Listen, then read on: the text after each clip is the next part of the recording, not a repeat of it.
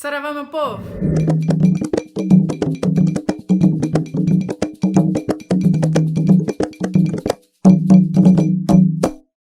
Hoje eu tô de uma cor só, né?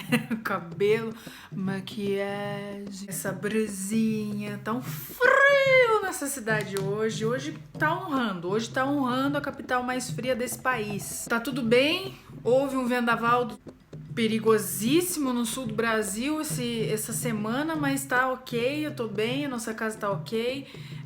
Mas foi feio, foi perigoso, foi horroroso. Mamãe Ansã estava possessa da vida ontem.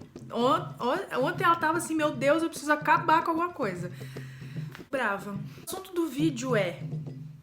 Essa câmera tá torta. Quanto custa uma consulta num terreiro? Quanto custa ser um bandista? Todo um bandista passa por essas questões, principalmente essa questão do custo, né, da cobrança em alguns terreiros e tal, que tem que consultar e custa dinheiro.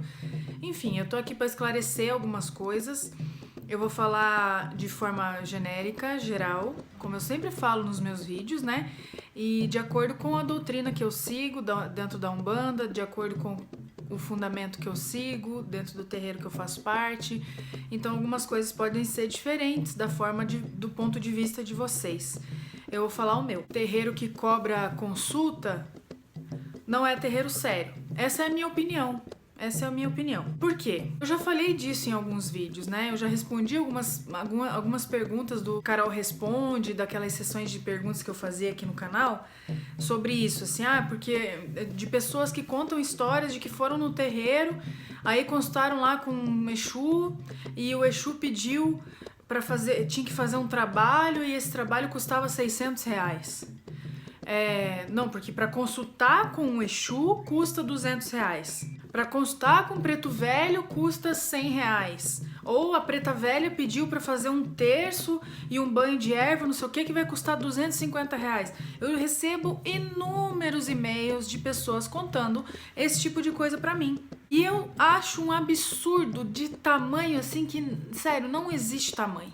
Gente, a nossa mediunidade, ela é como se fosse um presente de Deus. Ela faz parte do nosso karma. Então, eu sou médium hoje porque lá no astral, antes de eu encarnar nessa vida, eu firmei um acordo com os meus guias, mentores, com o astral, de que eu ia trabalhar minha mediunidade de alguma forma.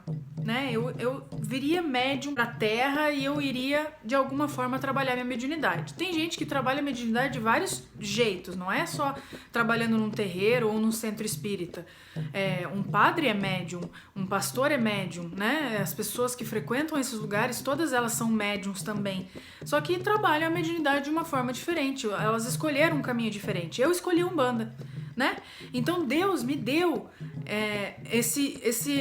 não vou dizer que a mediunidade é um dom, mas ele me deu essa oportunidade. Então é de graça. A minha mediunidade é de graça. As entidades incorporam nos seus médiums dentro dos terreiros de graça.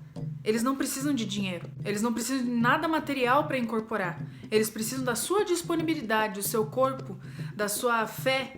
Se é dado de graça pra gente, dar de graça é meio redundante, mas se Deus nos deu essa oportunidade, por que eu vou cobrar por isso? É ganância.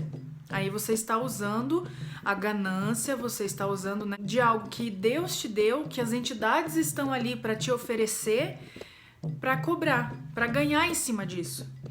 Mas Carol, tem terreiro que a mãe de santo ou o pai de santo vive disso, por isso que eles cobram, não sei o quê. Pai e mãe de santo não é profissão. Isso que tem que ficar muito bem claro. Gente, eu tô falando da Umbanda, não tô falando do Candomblé. No Candomblé é outros 500. Eu não entro nesse assunto porque não é a minha religião. Na Umbanda não pode ser cobrado nenhum tipo de trabalho, porque a Umbanda é caridade. Onde tá a caridade quando um Exu pede um trabalho e tem que pagar R$600? Vocês acham dentro do coração de vocês que foi o Exu que definiu esse valor? Foi o Exu que falou, não, a cotação do dólar está em R$5,50 e a gente precisa aqui de um ebó e esse ebó vai tal produto e a gente precisa calcular e dá R$600. Vamos, francamente, dentro do seu coração, você acredita num negócio desse? Isso pra mim é estelionato. Isso já é crime, já. Pra mim é crime. A Umbanda é caridade, é amor ao próximo, é você doar a sua fé, é você ajudar as pessoas, ajudar os espíritos através da sua mediunidade, através dos espíritos que vêm nos ajudar, nos aconselhar. E aí faz uma cobrança dessa. Isso para mim é mau caratismo. Mau caratismo. Viver de trabalho dentro de terreiro, tipo pai e mãe de santo que cobra por trabalho porque é o único ganho dele, para mim é mau caratismo. A Umbanda é de graça. A gente critica tanto o pastor que pede o dízimo, que embolsa o dízimo dos coitados dos fiéis, que não tem eira nem beira e estão lá dando tudo que tem para a igreja e o pastor andando lá de Mercedes, rico, não sei o quê. A gente julga tanto essas pessoas, mas às vezes acontece aqui, na nossa própria religião. Isso não pode acontecer. Não pode ter cobrança alguma. Um banho de erva tem que ser de graça. Uma vela acesa tem que ser de graça. Gente, é caridade. Onde está a caridade se não for assim? Entende? Consegue entender o meu pensamento? Eu fico nervosa. Eu fico um pouco nervosa falando desse assunto, porque me dá agonia de ver tantas pessoas perdendo dinheiro na mão de mau caratismo. Isso é mau caráter, gente. É mau caráter. Não, e pior, eles colocam o nome de Exu, o nome de preto velho, né? Dizendo, coloca a culpa na entidade de uma coisa, de um capricho que é deles, de um capricho que é do próprio médium. Porque o Exu pediu um charuto de R$200 a caixa. Meu, o Exu não pediu. Eu garanto pra você que as entidades, elas não precisam de bens materiais, da melhor cachaça, do melhor uísque. Isso pra eles é irrelevante. Marca, se tem preço caro, se não tem preço caro, isso pra eles é irrelevante. O que é relevante é eles poderem usar o material que você levou, com a sua fé, com a sua força de vontade, sabe? Com a sua dedicação. Ai, porque a pombagira bebe champanhe Chandon. Não, gente, ela não bebe. Ela bebe qualquer coisa. Se der água pra ela, ela vai emantar aquela água e vai ficar com gosto de champanhe, inclusive. Tá aí a magia da espiritualidade, né? A magia da Umbanda tá nisso. É por isso que não precisa cobrar por consulta, porque a entidade, ela faz de graça. É o papel dela. Tá na missão da entidade. Fazer de graça. Isso é caridade. Agora, se você chega num terreiro que tem que pagar R$200 para conversar com uma entidade, isso não tem cabimento. Não tem cabimento. Eu sei que tem terreiro que cobra assim, R$10 para consultar. Em dia de gira de esquerda, tem terreiro que cobra R$10 a entrada. A justificativa desse terreiro em si que eu tô falando, que eu não vou citar o nome porque não há necessidade, afinal tem vários que fazem isso. A justificativa o custo, ajudar no custo das velas do terreiro e também do próprio terreiro, né? Todos os terreiros têm que pagar aluguel, tem luz, tem vela, tem a manutenção em si. Então tem giras específicas, principalmente gira de esquerda, que lota, que é muita gente que vai na gira de esquerda, né? Muito mais do que qualquer outra linha de trabalho, de gira. Então lota demais e eles pedem essa contribuição de R$10 para ajuda de custo do terreiro. Até aí ok, que tá justificado. Agora, sustentar pai e mãe de santo, isso para mim não tem cabimento. O meu pai de santo é contador. Tem um outro pai de santo amigo meu que é vendedor. Eles têm profissões. A profissão dele não é ser pai de santo, não é ser mãe de santo. Isso é um cargo, uma hierarquia, um ponto de referência dentro de um terreiro que trabalha espiritualidade, não é profissão. O terreiro não é uma empresa. É isso que aqui tem que entrar na cabeça de vocês para vocês não caírem em papinho de mau caratismo, de gente mau caráter por aí. Não dá para cair nesse papo. Então não custa nada uma consulta num terreiro sério, que leva a espiritualidade a sério, não usa da boa fé das pessoas, dos fiéis que vão ali buscar ajuda. Isso é terreiro sério, que não cobra por consulta, que não cobra por trabalho, porque eu tenho que fazer um ebó, porque eu tenho que fazer um banho de descarrego e esse banho custou lá R$20, R$30. Não, gente, não custa nada.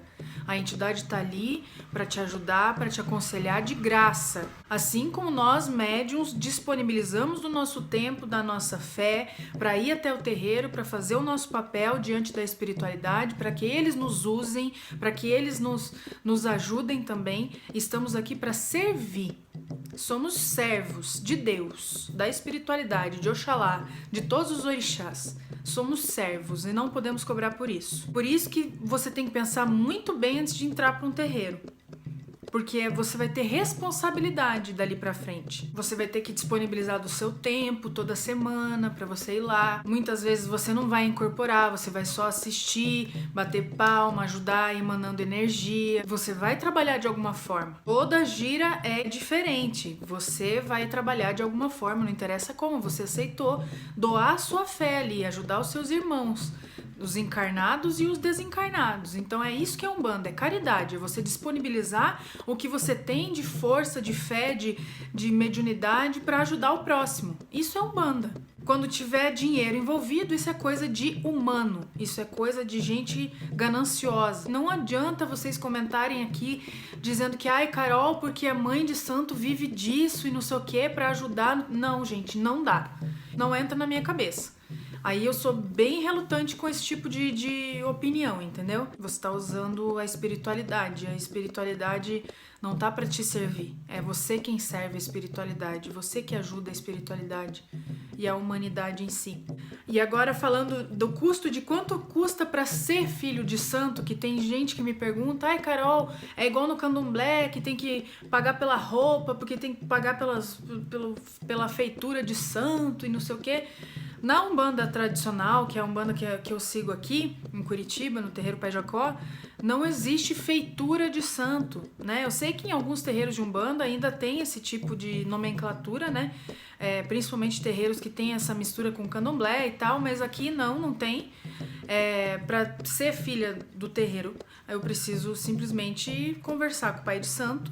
Ele vai me dizer quais são as regras do terreiro, né? Porque todos os terreiros têm as suas regras, cada pai de santo define as suas regras, né? Como é que funciona a espiritualidade ali, quais são as linhas de trabalho, tudo isso é explicado nessa conversa que você tem com o pai e a mãe de santo antes de entrar. O nosso terreiro é cobrado uma mensalidade, cada terreiro tem o valor da sua mensalidade, né? Dependendo da quantidade de médio, dependendo da região, depende de uma série de fatores. Essa mensalidade é para pagar o aluguel do terreiro, que tem um custo, né? O aluguel do terreiro, né? É difícil o terreiro, né? A casa ali comprada, ser do próprio pai de santo, é muito difícil isso acontecer, então tem que alugar um espaço, né?